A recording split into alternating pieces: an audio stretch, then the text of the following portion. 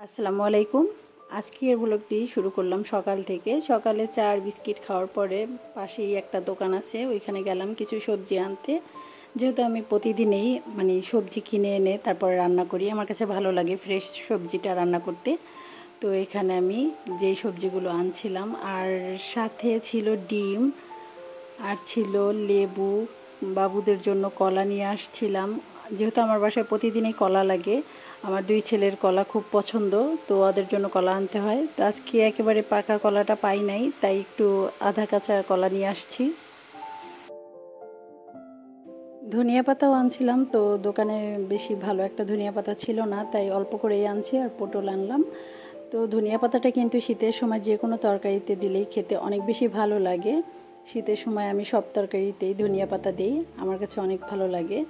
তো সবজিগুলো বের করার পরে অনেক রৌদ্র উঠছে দেখলাম, তো ভাবলাম যে শুটকি ছিল, একজনকে দিয়ে নিয়ে আসছিলাম কুয়াকাটা থেকে। তো ভাবলাম শুটকিগুলো ভালোভাবে রোদ্রে দিয়ে রাখি, যেহেতু রোদ উঠছে একেবারে কড়া রৌদ্র।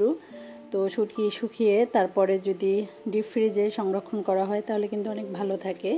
তো শুটকি রোদ্রে দেওয়ার পরে এখানে কাঁচকলা, গাজর আর আলু কেটে নিলাম ছেলের জন্য। আর যেহেতু আমার ছোট ছেলেকে আমি এইভাবেই খিচুড়িটা দেই। আর একটা বক্সের মধ্যে দেখলাম যে এরকম এলাচগুলো একেবারে সাদা সাদা হয়ে যাচ্ছিল, তো ভাবলাম একটু রোদ্রে দিই। আমার জন্য একসাথে অনেক করে এলাচ নিয়ে আসে আমার হাজব্যান্ড বাইরে থেকে, তো এই জন্য বক্সে ছিল, আমি আর খেয়াল করি নেই, ওইটা এরকম সাদা হয়ে গেছিলো।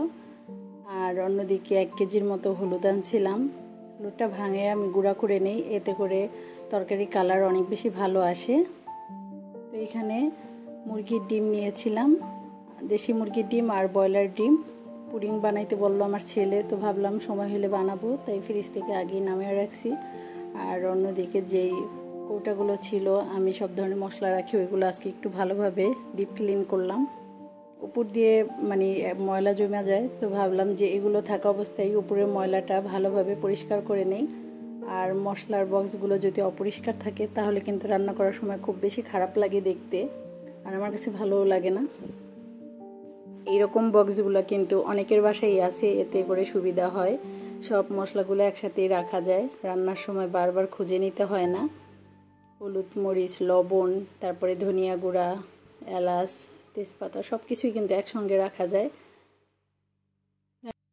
আজকে কোনো কিছু রান্না করি নাই তেমন, তো এগুলো গোছানোর পরেই দেখলাম হঠাৎ করে ফ্রিজে বরফ হইতে আসে না, ফ্রিজটা খোলার পরে দেখলাম, তারপরে ফ্রিজের লোক এনে ঠিক করতে শুরু করলাম।